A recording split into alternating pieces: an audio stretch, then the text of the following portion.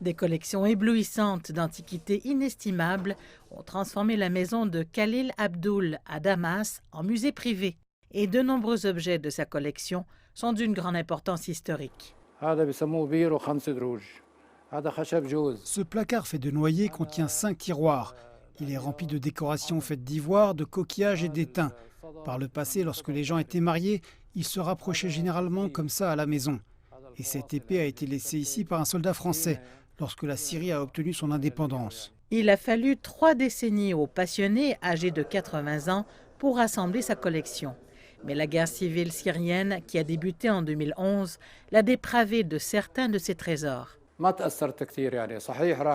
J'ai perdu de nombreux artefacts pendant la guerre, même si j'ai fait de mon mieux pour déplacer la plupart de ceux-ci dans un endroit plus sûr.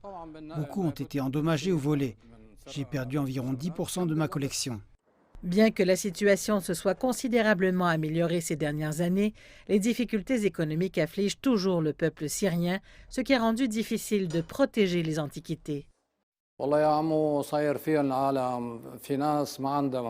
Beaucoup de gens sont enclins de vendre leurs antiquités pour survivre.